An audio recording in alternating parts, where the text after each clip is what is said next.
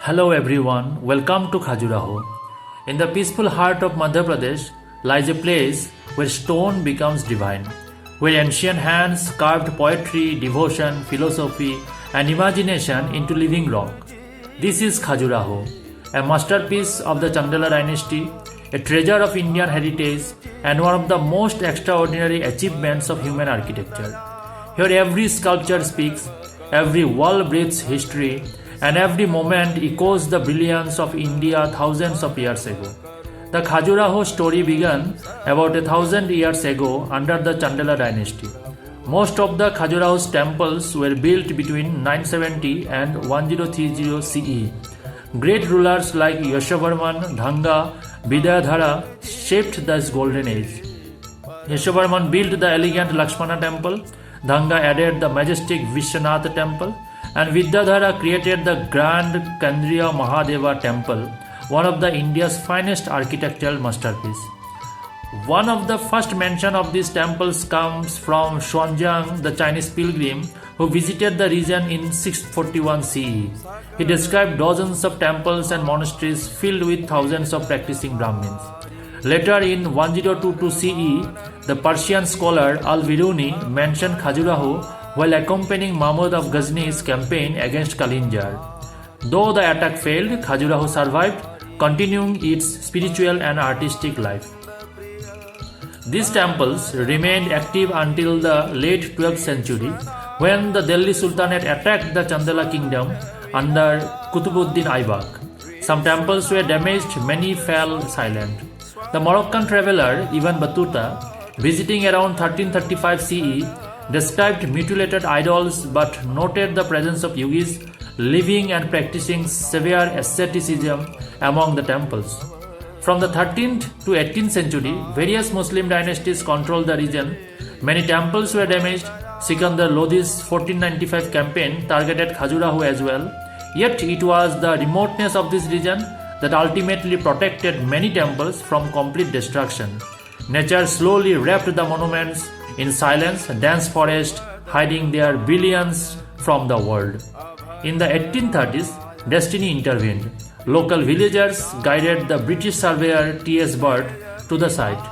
What he saw stunned him, temples of staggering beauty lying forgotten in the jungle.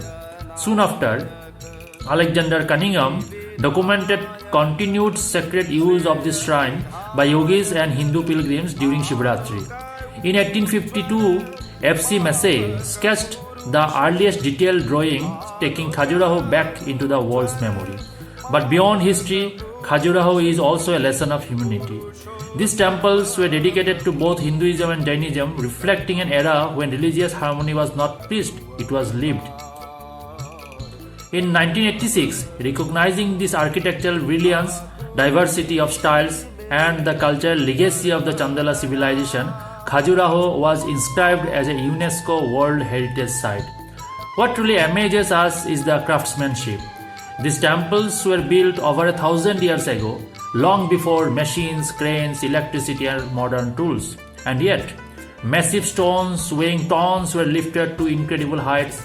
Intricate carvings, finer than metalwork, were created using simple chisels. Sculptures show fluid movement, musical rhythm, human emotion, divine grace. Walls are filled with life, dancers, musicians, deities, stories from epics, scenes of daily living. Every figure, every ornament, every curve has perfect symmetry and balance. It is hard to believe how our ancestors achieved such perfection. And yet they did, not through machines, but through mathematics, geometry, astronomy, and incredible craftsmanship passed down through generations. Each sculpture carries the pulse of a civilization, each stone whispers the story of a people deeply committed to knowledge, beauty, mathematics, astronomy, metallurgy, and architectural precision. Khajuraho is not just a monument, it is our inheritance, our pride, our reminder of what India once was and what India will always be.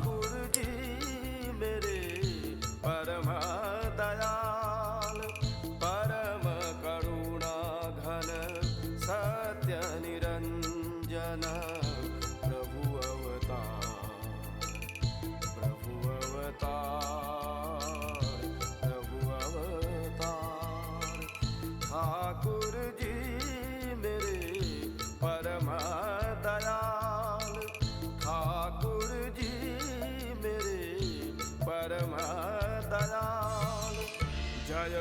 जयतु नमः देव विशाल।